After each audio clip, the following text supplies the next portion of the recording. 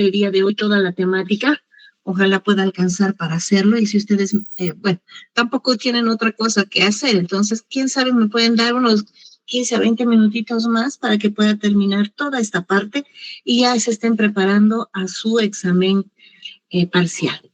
Si se fijan en su grupo de WhatsApp del primer año, he compartido un catálogo de URLs de mi canal de YouTube, donde ustedes pueden acceder mediante el cliqueo, evidentemente, a los temas que hemos ido avanzando en esta oportunidad. Y ahí tienen la relación de todo lo que es citología, entonces, hasta la visión celular inclusive, para que ustedes revisen una y otra vez y puedan compensar o también complementar, sería la palabra, la bibliografía que se les ha proporcionado a principio de gestión en nuestra inaugural, y de esa manera puedan prepararse adecuadamente para su próximo examen parcial. Sin más que decir, yo voy a empezar a trabajar, voy a compartir ya la presentación. Hola, hola. Ahora sí.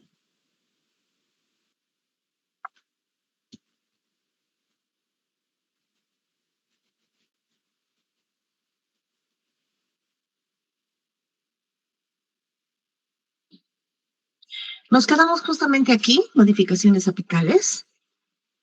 ¿Listo? Vámonos con nuestro... Ya. Ok.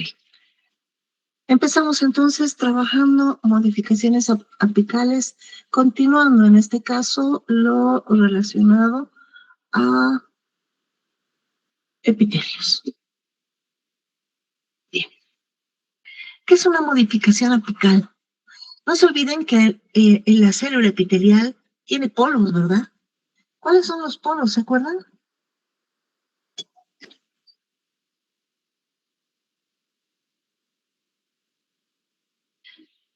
No se desesperen por contestar. Miren qué afán, qué entusiasmo. ¿Nadie? Lo hemos visto en la clase anterior. Levanten la mano. ¿Cuáles son los polos de una célula epitelial?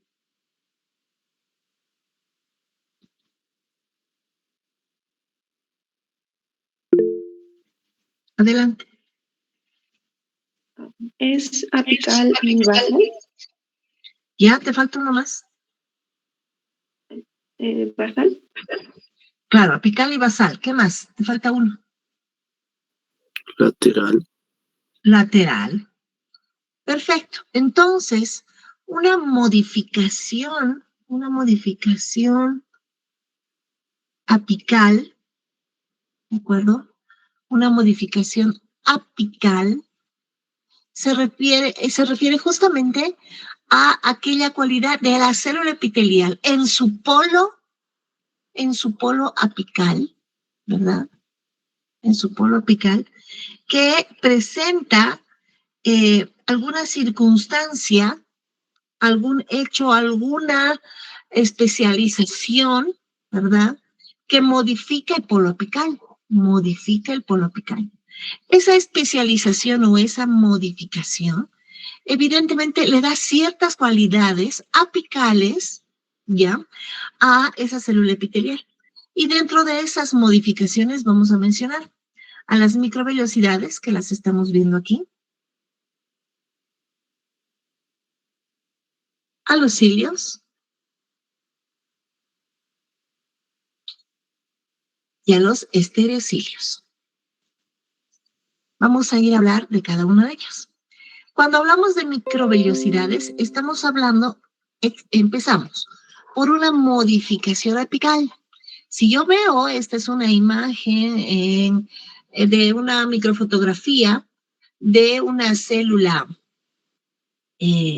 epitelial.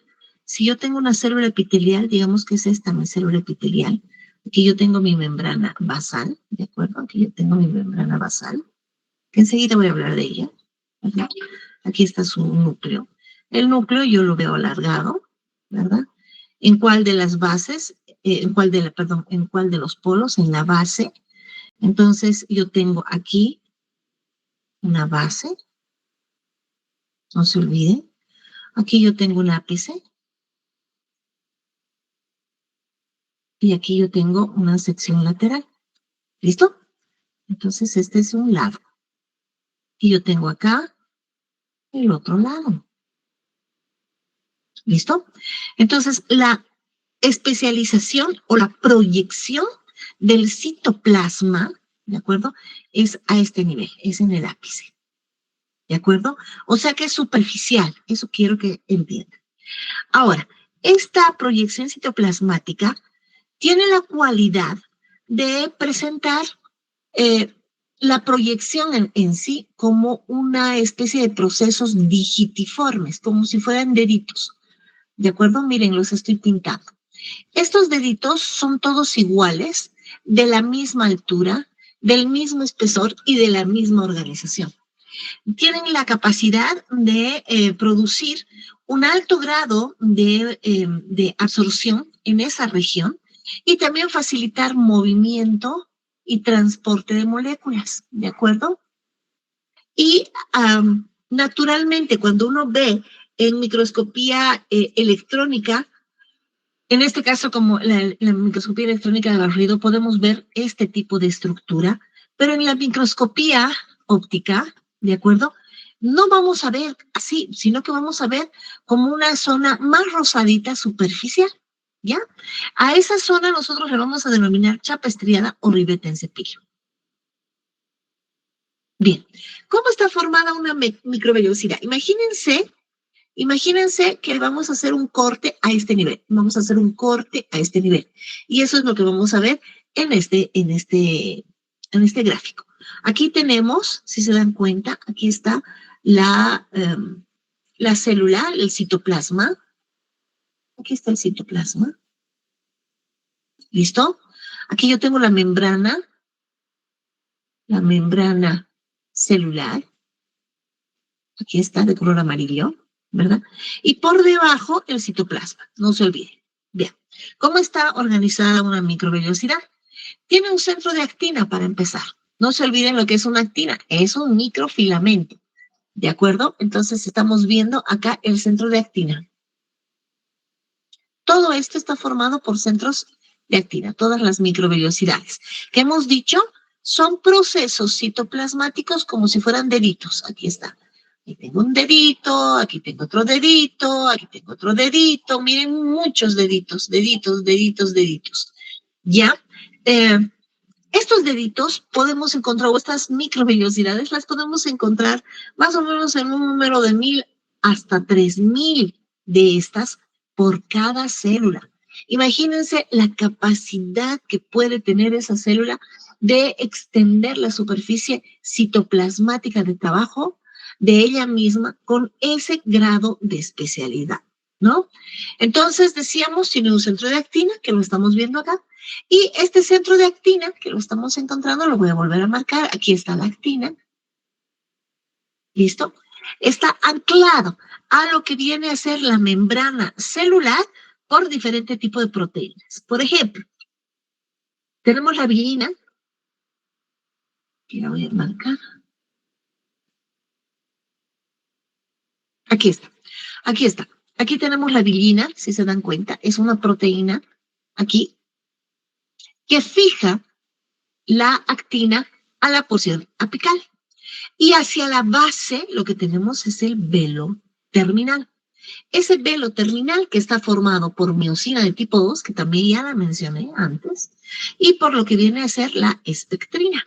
Entonces, aquí estamos viendo la miosina de tipo 2. No se olviden que es una proteína con una cabeza, con una cabeza claro doble, helicoidal, y un mango muy corto. Y la espectrina, ¿ya? Que se une en este caso al citoesqueleto de la misma célula. También tenemos otro tipo de enlaces proteicos que son cruzados a lo que vendría a ser nuestra actina. Por ejemplo, aquí tenemos la fibrina. Miren, aquí está la fibrina, la fimbrina de color celestito, que lo que hace es fijar, miren, las estructuras de actina al interior de la vellosidad. También tenemos a la fascina, que también es otra proteína de enlace, y a la miosina de tipo 1, que se encarga de fijar sobre todo la membrana plasmática, la actina. ¿Listo? Ahora, todo esto requiere un sostén, que en este caso viene a ser un sostén de filamentos intermedios. Aquí están los filamentos intermedios que se unen a la miosina, al velo terminal, y a su vez el velo terminal con la actina y con las diferentes proteínas de fijación. Fibrina en el ápice, tenemos la espectrina, la miosina abajo, y tenemos otras proteínas, en este caso horizontales, ¿verdad? O de fijación lateral a la actina, como la fibrina, la fascina y la miosina de tipo 1. Estereocilios. Los estereocilios son también microvellosidades, pero a diferencia de las anteriores, son inmóviles, son ramificadas y tienen una longitud sumamente larga, ¿de acuerdo? Igualmente facilitan la absorción, fungen como receptores sensoriales y podemos encontrarlos a nivel del epidídimo, del conducto deferente femenino y de células sensoriales del oído.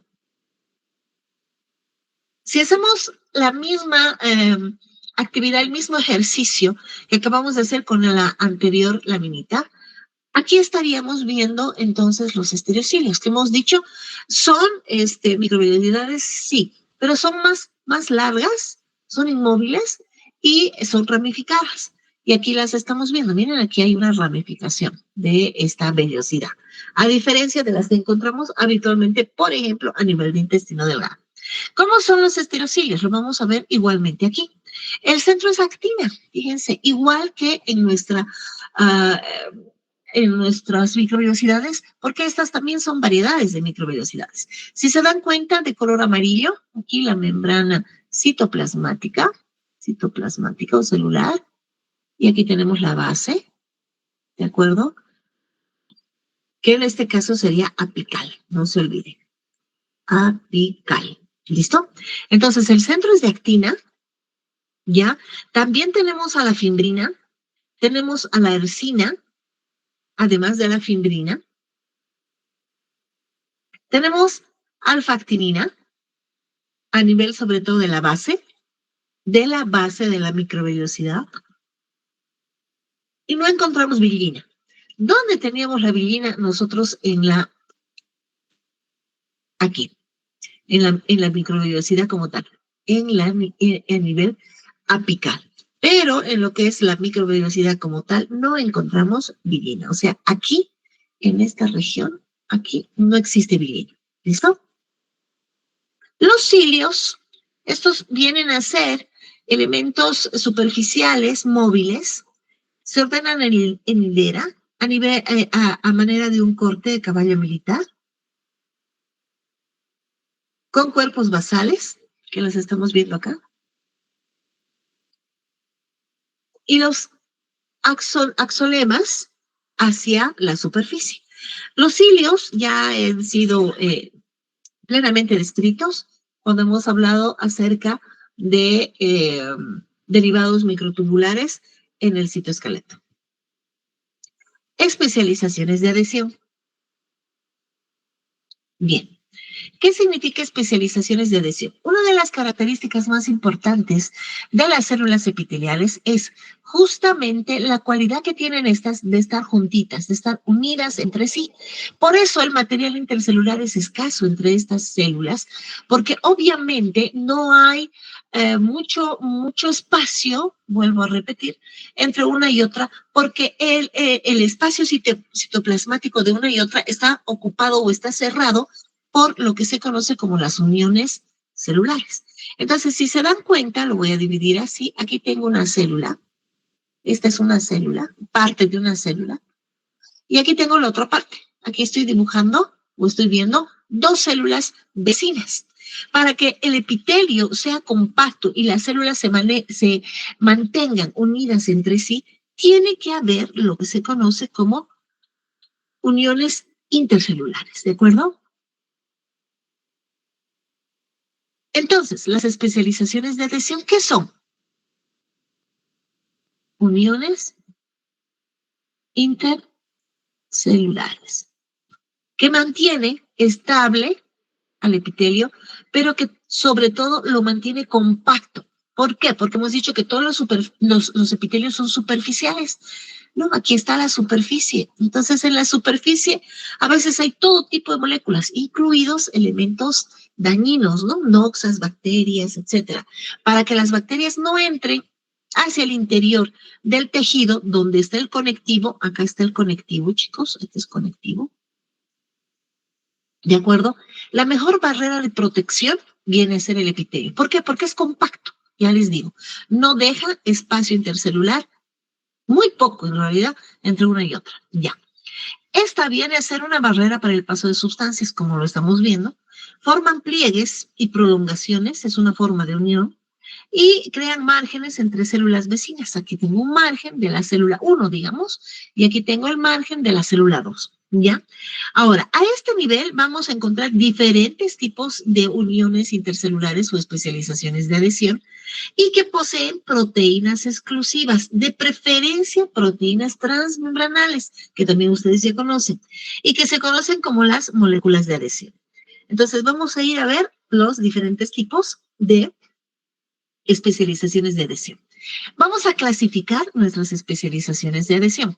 En primer lugar, vamos a hablar de las uniones ocluyentes. ¿Qué es una unión ocluyente? Es aquella, la más superficial, la que está más próxima a la región apical, ¿verdad?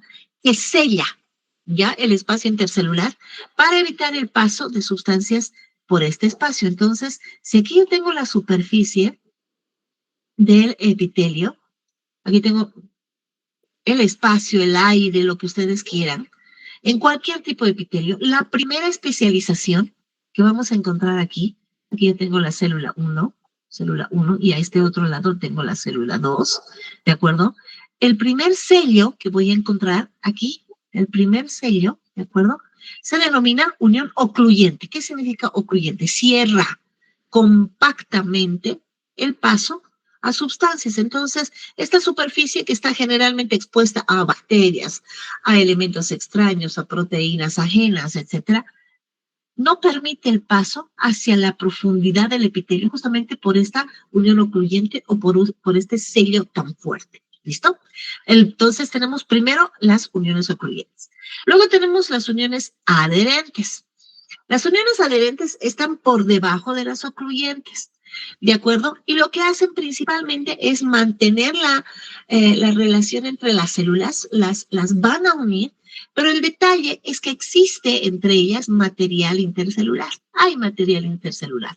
O sea que la unión adherente mantiene la unión de las células, pero no la sella, no es una unión compacta.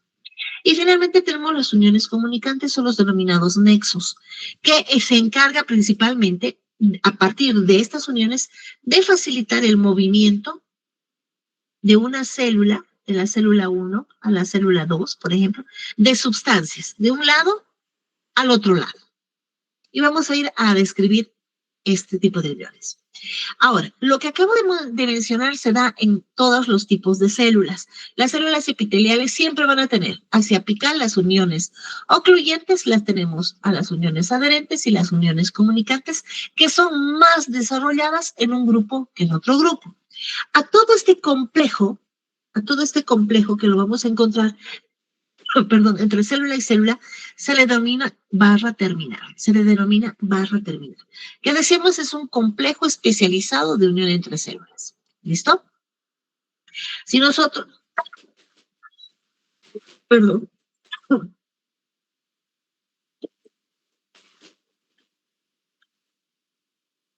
ahí está.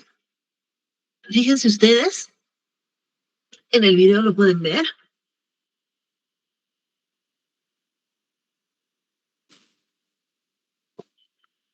¿Se dan cuenta? Aquí están las células.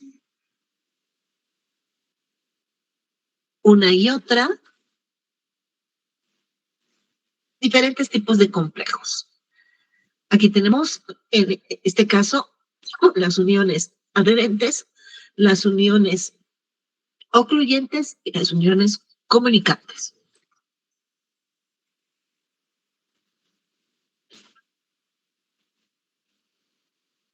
Bien, hablamos de las uniones ocluyentes. Su nombre lo dice, ocluyen, sellan, cierran de manera compacta. ¿Listo? También se le conoce como sonula occludens, que es el componente apical del complejo de unión, lo que les decía, está acá, ¿no? Está hacia la región más alta, muy próxima a la superficie de la misma célula. Es estrecha y hermética, tiene una resistencia limitada y al microscopio electrónico se le ve como una región angosta, ¿verdad? Que a manera de sello fusiona las membranas contiguas y el espacio intercelular. Por lo tanto, aquí no vamos a ver material intercelular. ¿Qué tipo de proteína vamos a reconocer a nivel de nuestras uniones ocluyentes? La denominada ocludina. Esta es la proteína. Y la ocludina no es nada más que una proteína transmembranal específica de esta región. ¿Listo? Entonces, nuestra proteína de las uniones ocluyentes va a ser la ocludina. Eso no se olvida. Ahora, la ocludina, si nosotros nos vamos a la otra imagen, si nosotros solamente nos fijamos en esta región, nos vamos a compactar o nos vamos a situar en esta región. Miren, aquí está la superficie. Aquí está la superficie. ¿Listo? Aquí tengo la membrana de una célula, de la célula 1, y aquí tengo la membrana de la célula 2. ¿Listo? Entonces, aquí yo tengo la ocludina, la unión ocluyente. Muy bien. La ocludina viene a ser, decíamos, una proteína transmembranal. ¿Qué la estamos viendo aquí? La ocludina, que está en uno y en el otro lado de las células vecinas. Esta ocludina se relaciona con la otra ocludina, sellando entonces el espacio intercelular. Por lo tanto, aquí no va a haber material intercelular. Para que sea estable este tipo de proteína transmembranal, sabemos que estas proteínas siempre deben tener anclajes. El anclaje superficial es con la otra ocludina y el anclaje citoplasmático lo vamos a ver entonces hacia esta región, ¿verdad? Que en compacto o en conjunto, todo esto viene a ser la ocludina. ¿Listo? Esta zona de la ocludina de dominio citoplasmático va a presentar diferentes regiones. Por ejemplo, tenemos la zona 1, la zona 2 y la zona 3. Esta molécula se une con la actina y la actina sabemos que es parte del citoesqueleto celular. Por lo tanto, este tipo de unión es bastante fuerte y consistente. 2. Vámonos a las uniones adherentes. ¿Listo? Las uniones adherentes son adhesiones laterales, ¿de acuerdo? Y en este caso tienen la cualidad de dejar una pequeña porción de material intercelular entre ellas. Si nos fijamos en la imagen que tenemos acá, fíjense chicos, aquí hay una célula, aquí hay una célula, aquí hay una célula, y aquí está la otra. Entonces son citoplasmas de células vecinas. ¿Dónde vamos a encontrar la sonula occludens? Aquí, en la región más apical. Y sabemos que es sello, es un cierre hermético. Pero la sonula adherens no es hermética, sino que deja aquí un ligero espacio de material extracelular. ¿De acuerdo? De todas maneras, las uniones adherentes, que son laterales, obviamente, van a presentarse o se van a organizar de dos maneras, como las zónulas adherens y como las máculas adherens. ¿Qué es una zónula adherente? Viene a ser una adhesión lateral entre células, como lo estamos viendo acá. Repito, aquí yo tengo una célula, esta es la célula 1, y aquí tengo el citoplasma de otra célula, de la célula 2. Entonces, la zónula adherens la voy a encontrar en medio de las dos, como un cinturón o una banda continua alrededor de la célula. ¿De acuerdo? El espacio que dejan es muy pequeño, entre 15 a 20 nanómetros, pero hay espacio, mientras que en las uniones ocluyentes no existe. ¿De acuerdo? ¿Cómo se llama la molécula de adhesión a nivel de las uniones adherentes? Se llama la E-caderina. E-caderina. Bien. Ahora, aquí vamos a hacer el mismo ejercicio esquemáticamente hablando. Aquí yo tengo la célula 1 y aquí tengo la célula 2. ¿Listo? parte de la célula 1 y parte de la célula 2. ¿Dónde voy a encontrar la E-caderina? La voy a encontrar en medio de estas dos membranas citoplasmáticas. La estoy marcando aquí, la E-caderina. ¿De acuerdo? Ahora, esta E-caderina presenta un lado citoplasmático, que lo voy a ver aquí, este es el lado citoplasmático, ¿verdad? Que se une a un complejo que se conoce como la vinculina, ¿verdad? Que lo estoy viendo acá, la vinculina, y también la alfa-actinina. Y aquí estoy viendo la actina como tal. Mire, aquí está la actina. ¿De acuerdo? Entonces tengo la E-caderina, ¿verdad?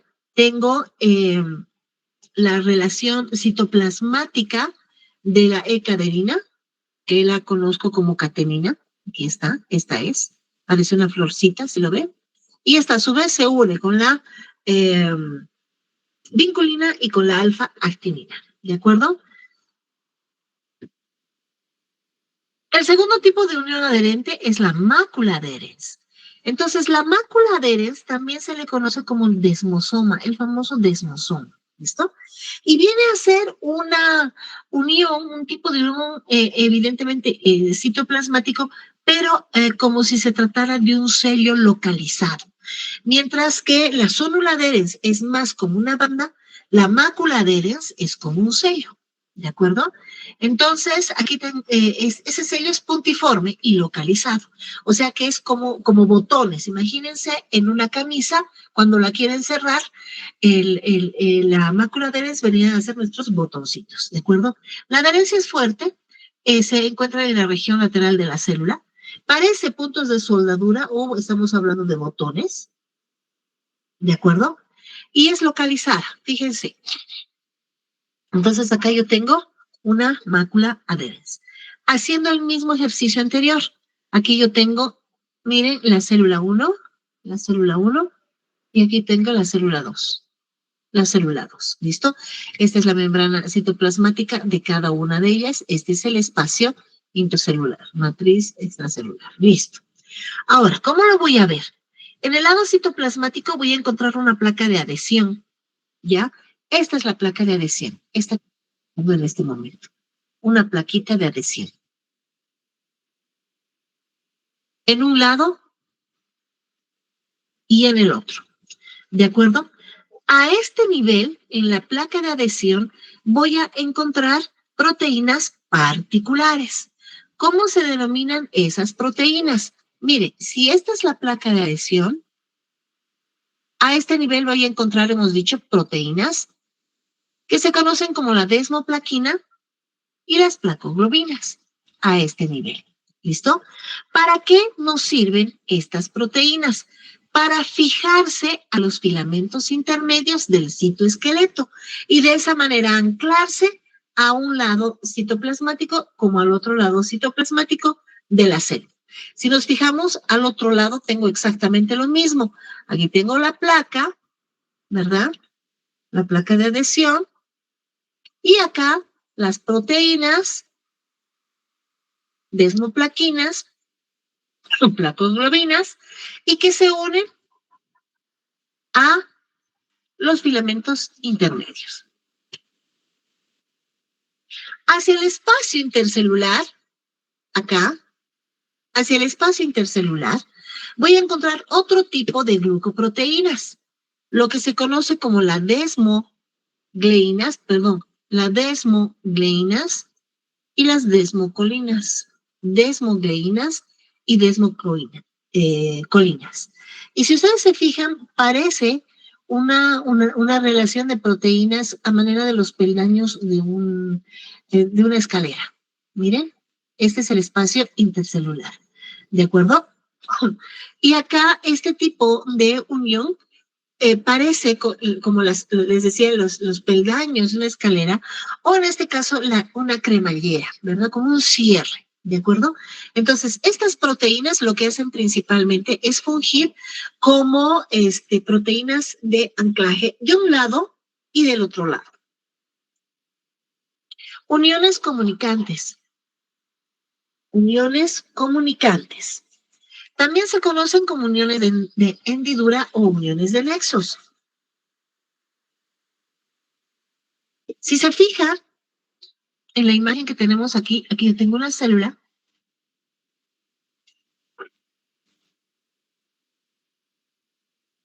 Aquí está otra.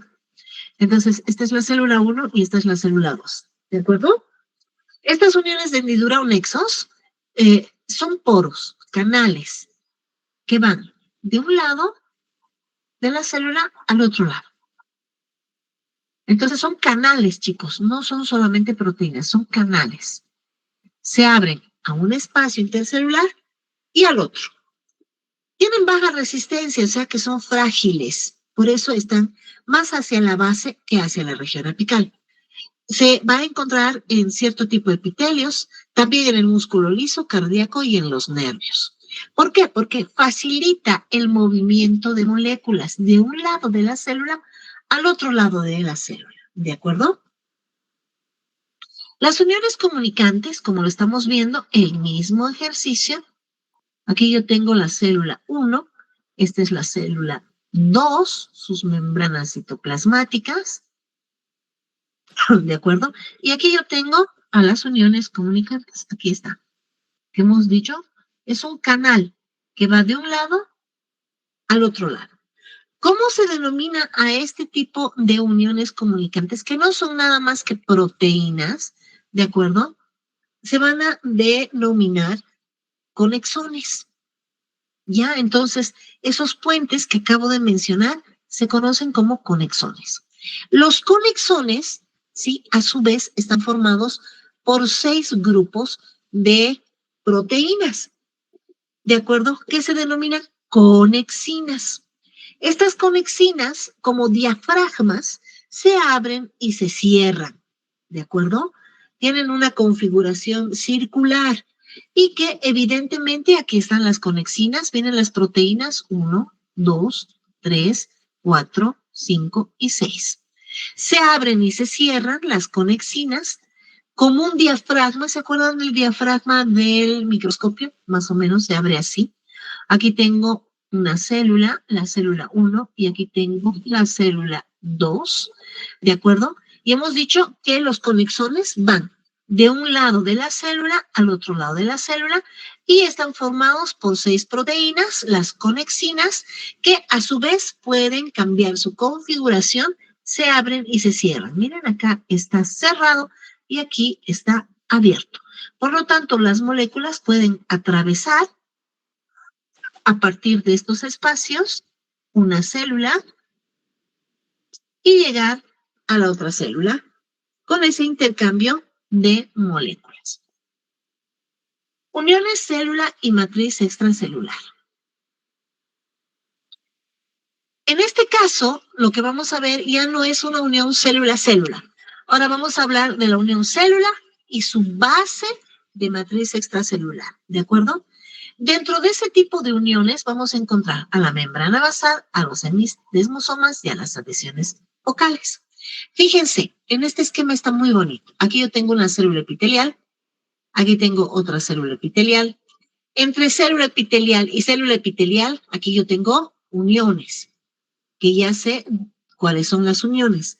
Pero estas células tienen que unirse con su base, y esa base es conectiva.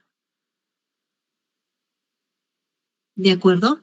¿Cómo se va a unir estas células con el conectivo? Ya hemos dicho, a través de la membrana basal, de los semidesmosomas y de las adhesiones focales. ¿Listo? Vamos a empezar a hablar de cada uno.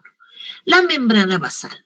Si ustedes se fijan en la imagen que tenemos al frente, que representa el epitelio, en este caso, del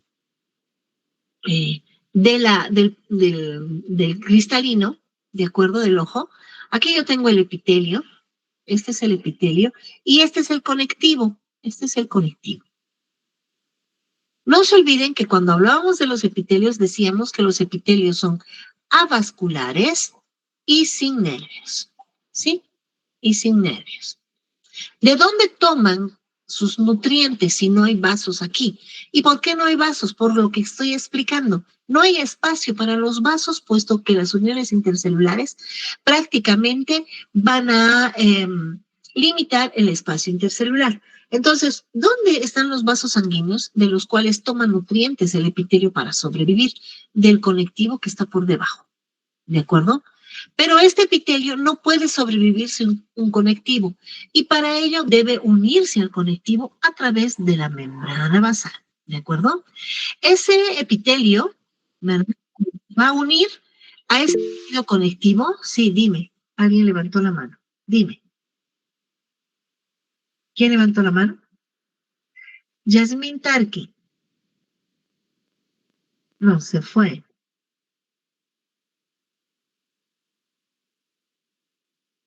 Bueno, entonces, mire, ya perdí el hilo. Tenemos una zona limítrofe, una zona entre el epitelio y el conectivo que se conoce como membrana basal, ¿de acuerdo? Es una interfase entre ambas. Se marca para poder estudiarla o verla, en este caso identificarla con microscopía electrónica, principalmente con el método de Paz. Con ese método que tiñe las glucoproteínas podemos ver la membrana basal y esta imagen que está al frente justamente es Paz. De color magenta, miren, voy a marcar la membrana basal, que separa el epitelio, decíamos, del conectivo. El espesor de esta capa generalmente es de 40 a 60 nanómetros. Bien, este gráfico me parece apropiado para poder explicar las partes de la membrana basal. Fíjense, aquí yo tengo una célula, aquí yo tengo otra, ¿listo? La célula 1 y la célula 2. Perfecto. La membrana basal sería toda esta que estoy viendo aquí. ¿Listo?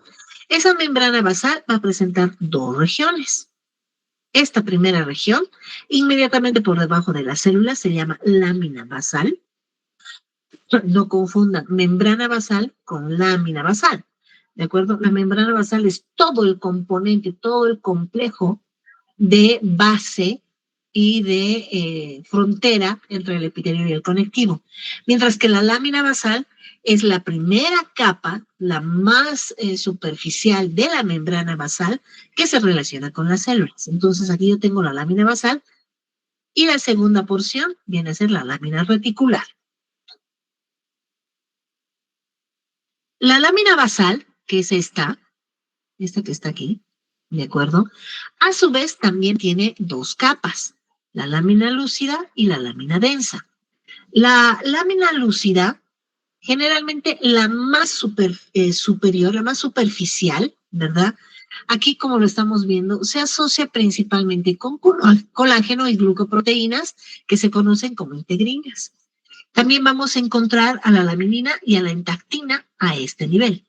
La lámina densa, que la estamos viendo por debajo de la lúcida en la lámina basal, va a presentar, en este caso, colágeno de tipo 4, propio de las membranas, ¿verdad? Heparansulfato y fibronectina. Esta red es bastante compleja, evidentemente, y es cordonal, o sea que va a formar cadenas, principalmente. La lámina reticular que está por debajo, que la estamos viendo por acá, esta es la lámina reticular, a su vez va a presentar fibras de anclaje de tipo colágeno 7, ¿verdad? Y también fibras reticulares como colágeno 1 y colágeno 3 principalmente. A este nivel la fibronectina también es abundante. ¿Cuáles son las funciones de la membrana basal? Fijación del epitelio y del conectivo, como ya les dije, es un filtro físico a partir del colágeno 4 y químico porque se encarga sobre todo de mantener altos niveles de cargas positivas. Guía la migración celular para la reepitelización de heridas, es una barrera del sistema defensivo del organismo y en la cavidad bucal es bastante gruesa, es más gruesa que en los epitelios no queratinizados.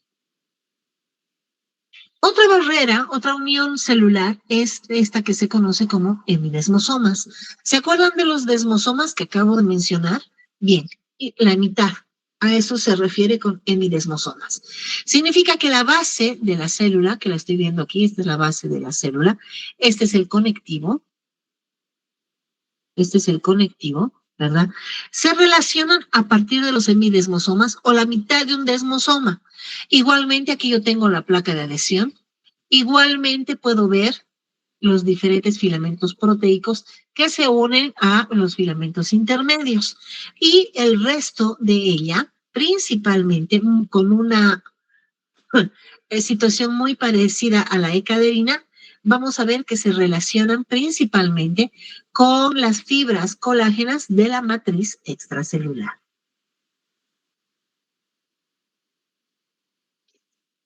Bibliografía de consulta, chicos. Y ya les he pasado, como les dije, los enlaces para que ustedes visiten mi canal y puedan fijarse un poquito en los tutoriales que en este se encuentran. Vamos a viernes, pero vamos a dar un pequeño mensaje, ¿sí? Recuerda que nadie puede cortar tus alas. Solo tú eres quien decide cuán alto puede volar. No nos vamos, voy a terminar la última parte, tengo un tiempito, me va a alcanzar. Y ya con esto estaríamos cerrando nuestro primer módulo. De miras o en vistas al primer parcial. Bien, ahora vamos a hablar del epitelio glandular. Bien, no nos olvidemos que cuando hablábamos de epitelios, clasificábamos a los epitelios en membranas, que acabo de describir, ¿sí? Donde tenemos epitelios planos, cúbicos, simples, ¿de acuerdo? Tenemos especializaciones apicales, tenemos uniones intercelulares y también tenemos uniones célula-conectivo. Esa es una membrana. Y el epitelio glandular, las glándulas, que se encargan en este caso de producir secreciones. Bien. El epitelio glandular, entonces, son epitelios. Igual hay epitelios planos, cúbicos, simples, ¿de acuerdo? Y están compuestos exclusivamente por células glandulares. Significa que estas células no solamente van a formar el epitelio, sino que van a sintetizar sustancias. ¿De acuerdo? Entonces, la célula glandular tiene la función principal de sintetizar un producto especial y de trasladarlo o entregarlo al exterior para modificar algún tipo de función. La fuente, Ulrich Welch, Johannes Sobota, ¿verdad? En su segunda edición. Clasificaremos a nuestros epitelios. Voy a volver a recapitular. Los epitelios, de acuerdo a la función y organización, se van a clasificar en membranas y en glándulas.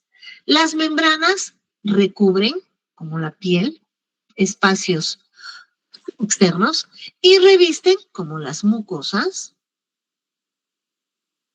superficies corporales internas. Ya hemos visto plano, cúbico, cilíndrico, etc. Las glándulas secretan sustancias.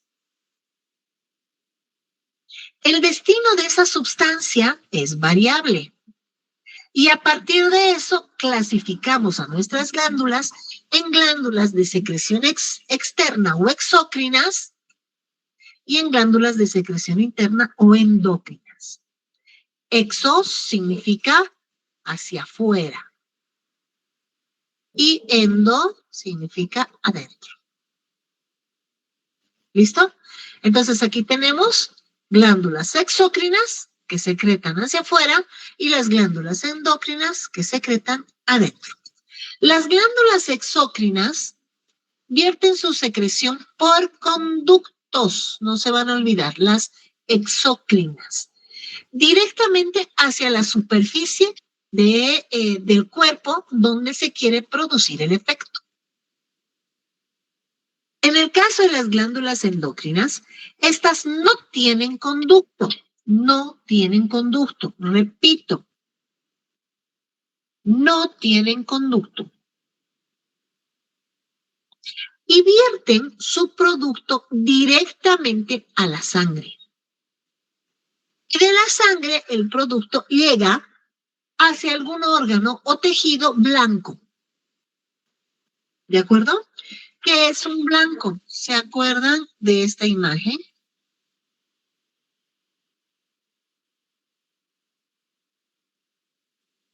Este es un blanco. Los arqueros, por ejemplo, como Robin Hood, creo que a nadie les es desconocido la historia de Robin Hood. Lo que hacían era principalmente perseguir mediante flechas estos blancos. Entonces, mandaban una flecha y tenía que llegar al centro del blanco. ¿De acuerdo? Pues lo mismo. La secreción de las glándulas endocrinas no van a ir a cualquier lado del cuerpo o van a actuar en cualquier tipo de tejido u órgano, sino que van a actuar directamente sobre un órgano específico. Por eso se le denomina órgano blanco. Aquí tenemos una glándula exócrina y aquí tenemos una glándula endocrina. Fíjense, ¿cuál es la diferencia entre una y otra? Aquí tengo la glándula como tal, la porción de formada por células epiteliales, y aquí yo tengo un conducto, ¿de acuerdo? Aquí está el conducto. Aquí está el conducto. El conducto va a llevar la secreción hacia el exterior. ¿Listo? Y en el exterior se va a cumplir la función por la cual se ha producido esta secreción. En el caso de una glándula endocrina, ¿verdad? No hay conducto, fíjense, no hay conducto. Lo que hay es una relación próxima de vasos sanguíneos con las glándulas. Entonces, la secreción se relaciona o se vacía directamente al vaso sanguíneo. Y de esa manera, tomando las vías sanguíneas, la secreción llega al órgano para el cual ha sido producido.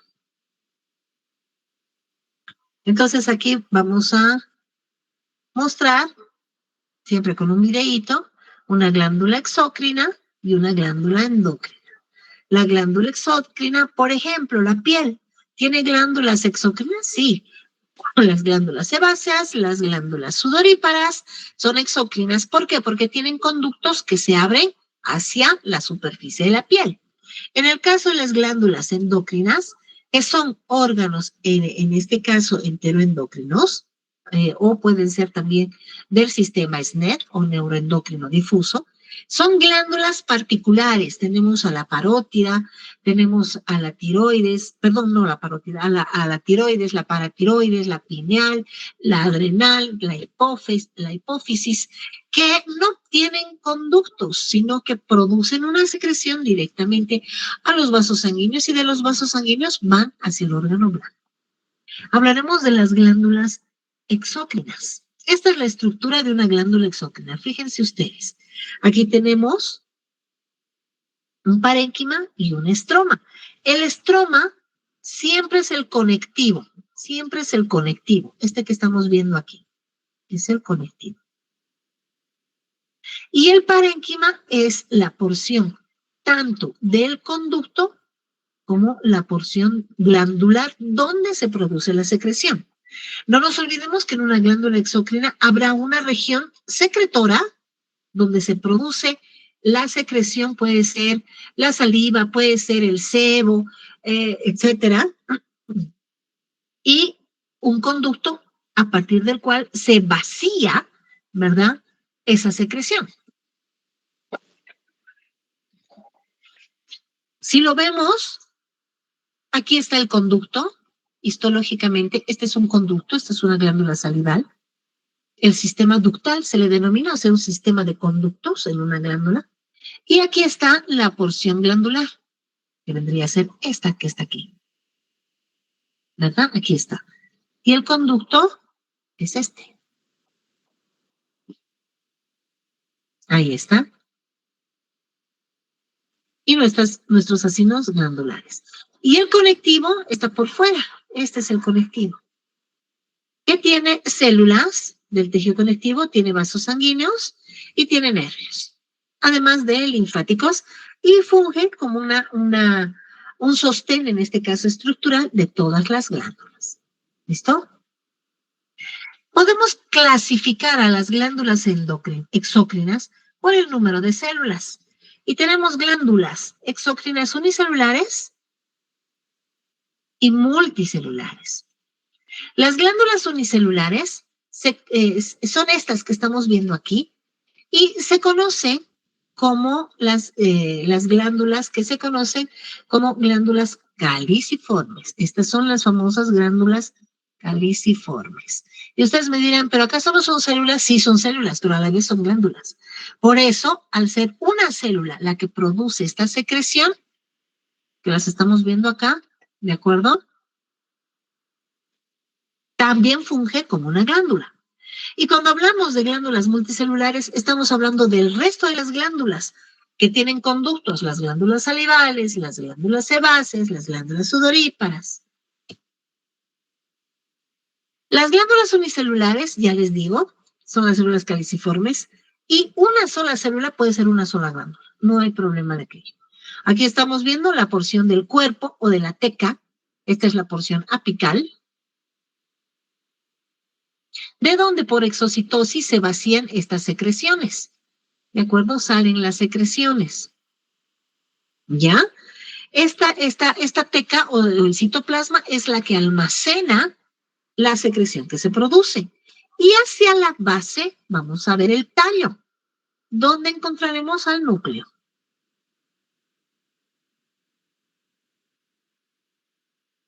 ¿Dónde encontramos este tipo de glándulas unicelulares? Por ejemplo, a nivel de intestino delgado, también encontramos a nivel de las vías respiratorias altas.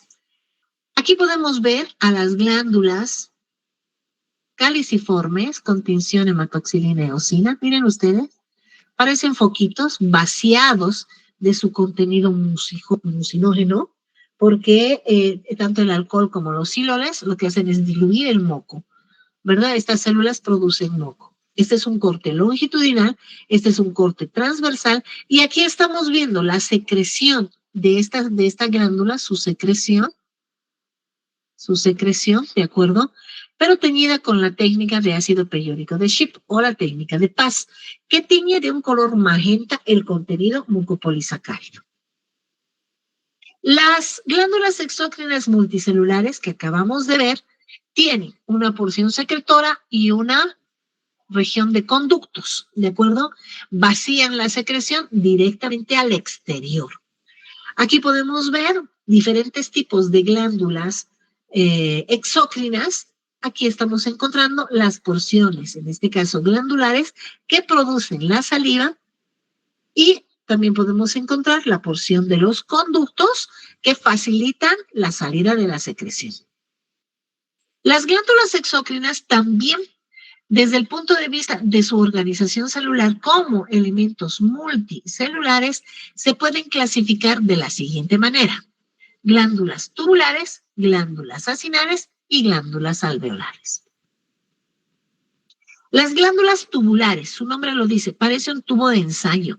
Entonces, su relación tanto de la porción secretora como del conducto es un tubo, fíjense, ya a manera de un tubo de ensayo. El ejemplo típico, las glándulas de Lieberkühn. Las glándulas acinares son todo lo contrario. La porción secretora es como un balón. Es como un balón. O un matraz es abombado, ¿verdad? Ensanchado. La luz es estrecha, esta es la luz, y el conducto es corto. Mientras que en las porciones alveolares, donde la porción secretora es más amplia, ¿de acuerdo? Aquí estamos viendo la porción del conducto, ¿sí? Y la región de la luz, mucho más amplia. Vámonos a clasificar a las glándulas tubulares. Tenemos, las glándulas tubulares simples, contorneadas, ramificadas y compuestas. Dentro de las simples, como las estamos viendo aquí, un solo canal y un solo conducto, y la porción secretora continúa el conducto. A eso se conoce como glándula tubular simple. Ejemplo, las glándulas del Ibercum del intestino. Ahí está. Vámonos con las contorneadas. También son tubulares, pero en la porción secretora, esta porción secretora se envuelve como un ovillo. Ahí está. También es tubular simple, pero es contorneada hacia la porción de su base, de su profundidad o porción secretora. ¿Dónde vamos a encontrar este tipo de glándulas? A nivel de las glándulas sudoríparas de la piel. Ahí las tenemos. Luego tenemos las tubulares ramificadas. Significa que el conducto único es tubular y sus extremos secretores, que son varios, o sea, múltiples, también son tubulares. Un ejemplo de este tipo de glándulas, las glándulas mucosas del píloro. Finalmente tenemos las glándulas compuestas. Tubulares son compuestas, un solo canal, ¿de acuerdo?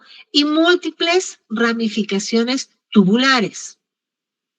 De preferencia a este tipo de glándulas las encontramos a nivel de lo que es las glándulas submucosas de Brunner, en la región duodenal del intestino delgado. Las glándulas acinares. Tenemos a las simples, a las ramificadas y a las compuestas. En el caso de las simples, podemos hablar de las células para y periuretrales en el pene. En el caso de las acinares ramificadas, podemos mencionar a las células sebáceas de la piel, y en el caso de las acinares compuestas, vamos a mencionar al páncreas exócrino. Hablaremos ahora de las alveolares. Clasificamos en alveolar compuesta como las glándulas mamarias, la túbula alveolar compuesta, como en la próstata, y la túbula acinar compuesta, como en la glándula submaxilar. De acuerdo al mecanismo de secreción, las glándulas exocrinas también se clasifican de la siguiente manera: como glándulas merocrinas, glándulas apocrinas y glándulas holocrinas. ¿Qué significa merocrinas? Vacían su secreción, esta secreción, al medio externo o extracelular, a sus conductos, por exocitosis. En el caso de una glándula apocrina, parte del citoplasma de la célula forma parte de la secreción y la otra porción de la célula, ¿verdad?, que es más basal, se queda y todavía compone e integra la glándula como tal. Un tipo de ejemplo de glándula apocrina lo vamos a ver en las glándulas mamarias. Y finalmente en las glándulas holocrinas. Toda la célula, ¿de acuerdo? Toda la célula, este diseño es aquí, esto es acá. Toda la célula entonces va a formar parte del producto de secreción. Ejemplo de glándula holocrina, vamos a encontrar a las glándulas sebáceas de la piel. Entonces tenemos a las glándulas salivales, por ejemplo, a las glándulas apocrinas, las mamarias, y las holocrinas, las sebáceas. De acuerdo a la naturaleza de la secreción, las glándulas exocrinas se clasifican en serosas, en mucosas y en mixtas. Serosas. Los vamos a explicar mucho mejor cuando, por ejemplo, estemos llevando glándulas salivales, pero de forma muy breve. Sus acinos son pequeños, son esféricos, son basófilos, una luz estrecha y generalmente, apicalmente, vamos a encontrar gran cantidad de gránulos proteicos que se conocen como gránulos decimógenos. Estas células son múltiples, piramidales, y su núcleo se dirige hacia la porción basal de la célula. En el caso de las glándulas mucosas, el acino mucoso es mucho más grande que el seroso, es mucho más pálido al poseer principalmente mucopolisacáridos o mucinógeno. La luz es muy amplia y fíjense ustedes el núcleo es basal, está aplanado por la amplia y numerosa presencia de secreciones citoplasmáticas medio apicales. En el caso de una glándula mixta, la porción principal es mucosa y la porción lateral es serosa. En el caso del segmento seroso, este es incompleto, es semilunar, es la mitad, y se conoce como las semilunas de Januzzi, las semilunas serosas o también las lúnulas de Heinrich. Vamos a dar ejemplo de las glándulas serosas, por ejemplo, las parótidas. Mucosas, vamos a hablar de las sublinguales. Y mixtas, hablaremos de las submandibulares. Una glándula exócrina está formada por conductos, numerosos conductos que se organizan en un sistema. Miren, aquí está la glándula que acabo de mencionar, y aquí está el sistema de canales. Entonces vamos a describir este sistema de canales o sistema ductal desde los canales próximos a las porciones secretoras, que las vemos aquí, hasta que forman un conducto principal. ¿Cómo se organizan estos canales? ¿Cómo se organizan estos canales? En relación al acino, el primer canal que inmediatamente se abre al acino o la porción secretora de la glándula se conoce como el conducto intercalado, que aproximadamente está formado por unas células cúbicas en un solo estrato. Luego viene el conducto interlobular, que son estriados, que presentan células más altas. El canal presenta células más altas. Tiene una base, en este caso, una base plegada, ¿verdad? Y numerosos citoplasmas. Por eso, la forma estriada de sus conductos. Ambos conductos, ¿verdad? Son intralobulillares. Este conducto intralobular estriado se abre a un conducto interlobular, que generalmente es interlobulillar, ¿viste? O sea, entre un lóbulo y otro lóbulo. Finalmente tenemos a los conductos lobales, que son más colectores, pueden ser formados o constituidos por epitelios cilíndricos altos, inclusive pseudoestratificados.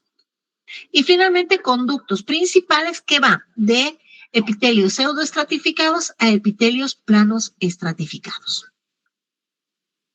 Glándulas endócrinas, y con esto ya termino. Las glándulas endócrinas no tienen conductos, repito, no tienen conductos. No hay conductos. ¿Listo? Vacían su secreción mediante diferentes tipos de mecanismos directamente a la sangre. Ese mecanismo implica principalmente el manejo de moléculas señales, que van a ser las encargadas de liberar la secreción como de recibir la secreción específica desde las células que son células diana o células blanco. Entonces, una célula emite una señal. Esa señal se va a dirigir hacia la célula glandular, recibe esa señal mediante un receptor. El receptor facilita la salida de la secreción hacia una célula diana, que es la que se encarga de recibir la secreción y de trabajar de acuerdo al tipo de señal que ha recibido. Lo que se conoce como efecto. ¿Verdad? Entonces, a partir de eso, vamos a clasificar a nuestras glándulas endócrinas de acuerdo al número de células. Tenemos también glándulas endócrinas unicelulares y tenemos multicelulares. Las glándulas endócrinas unicelulares se conocen como las glándulas enteroendocrinas, que existen muchas a nivel sobre todo de aparato digestivo, y en ciertas glándulas específicas como en el páncreas, ¿de acuerdo? Podemos citar muchas de estas células unicelulares, las células D, las células G, las células P, las células SL, las PP, las D1. Entonces son muchas las células que se encargan de producir secreciones y estas a su vez emitir funciones. Mientras que las demás glándulas van a estar formadas por gran cantidad de células. Y dentro de esas glándulas podemos mencionar, por ejemplo, la porción endocrina del páncreas, la glándula pineal, la adrenal o suprarrenal, tiroides, paratiroides y la hipófisis. Las glándulas multicelulares pueden organizarse o clasificarse de acuerdo a cómo se organizan sus células. Y de ahí tenemos a las glándulas endocrinas cordonales y a las endocrinas foliculares. Las endocrinas cordonales, ¿qué significa cordón? Que se van a ordenar como en cadenitas, o también en grupos relativamente esféricos. A eso se denomina cordón. Mientras que las glándulas foliculares se organizan alrededor de una luz, donde vacían una secreción, almacenan la secreción. Las células que se organizan alrededor de la luz van a formar un folículo. A eso se conoce como glándula folicular. Las glándulas cordonales, la mayoría de las glándulas enteroendocrinas, hipófisis, paratiroides, adrenal, pineal, páncreas endocrino y las foliculares, necesariamente las glándulas tiroides. De acuerdo al sistema o mecanismo de secreción, las glándulas endocrinas multicelulares se clasifican de la siguiente manera: glándulas paracrinas, glándulas autocrinas y glándulas endocrinas. ¿Qué significa secreción paracrino? No se olviden que esto es enteramente endocrino, ¿de acuerdo? Significa que una célula produce una secreción que va y estimula a células próximas a ella. Ese es un mecanismo paracrino. El mecanismo autocrino, la célula produce secreciones para sí misma. Y finalmente, la secreción endocrina, la célula produce secreciones que llegan a los vasos sanguíneos y estas secreciones alcanzan órganos y tejidos muy lejanos a través de la vía sanguínea. Según el mecanismo de secreción, las glándulas paracrinas producen señales y la célula diana se encarga de recibir esa señal. Así, de la siguiente manera, fíjense. Entonces aquí tenemos un tejido, un órgano. Una de ellas produce una secreción y la otra recibe la secreción mediante una señal. Miren, y se acopla y se produce un efecto. Por ejemplo, las sinapsis neuronales. Autocrinas, miren las células y miren sus secreciones. Aquí están sus secreciones. Estas células producen la secreción, vacían la secreción y esa secreción las estimula a sí mismas. Listo. Por ejemplo, las células del cáncer. Endocrinas producen una secreción, vacían la secreción hacia la sangre y como la sangre alcanza regiones muy extensas y alejadas del cuerpo, esa señal puede llegar hacia células diana. Entonces, ahí tenemos la facilidad de recepcionar, pero a mucha distancia. Las células mioepiteliales, con esto concluyo, son células que se encuentran por fuera de las células secretoras. Tienen la forma de una canasta, por eso también se les conoce como las células en cesta de bol o en canasta. ¿De acuerdo? Y una de las características más importantes que tienen es que como presentan proyecciones citoplasmáticas, abrazan los segmentos secretores a la vez que estimulan mediante contracciones la secreción o salida de sus productos. Las mioepiteliales siempre van a estar vecinas a las bases de las porciones secretoras glandulares, pero por fuera de la lámina basal. Aquí vemos las extensiones citoplasmáticas de las células mioepiteliales, abrazando, en este caso, porciones secretoras. Lo propio acá, miren, parecen pulpos, ¿verdad? O canastas, en cuyo interior estarían las porciones secretoras de nuestras glándulas secretoras. Tipos de células mioepiteliales, tenemos a las más profundas, multipolares o estrelladas, que acabo de describir, pero también tenemos a las fusiformes, que pueden localizarse en las primeras porciones de los conductos intercalados.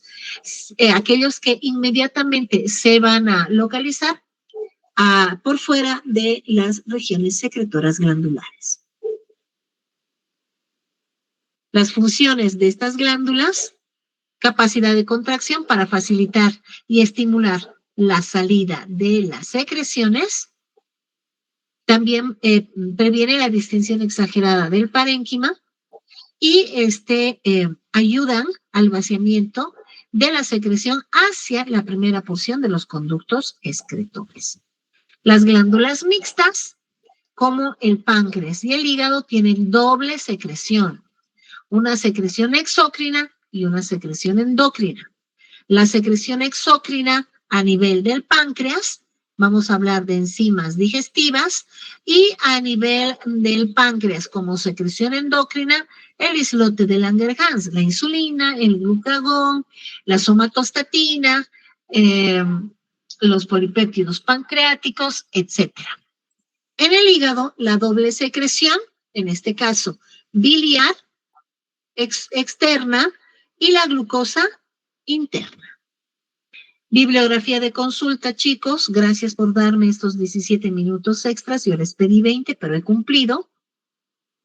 Aquí tenemos la bibliografía de consulta. Y me despido agradeciéndoles a cada uno de ustedes. Si tienen preguntas al respecto, será para una próxima oportunidad. Muy agradecida con la paciencia, la entereza y la perseverancia de cada uno. Siempre yo me despido con esta imagen, que es lo que motiva todo mi accionar. Aquí vemos a mis 3 hijos. Cayetano, aquí tenía 8 años, Rebequita, de 4, y Laurita, de 3. Todo cambia, todo crece y todo prospera. Mis hijos ya son grandes, siguen siendo mi motor. Y a partir de eso, la última frase motivadora para ustedes: aprende cuanto puedas, enseña cuanto sepas. Ignacio Chávez.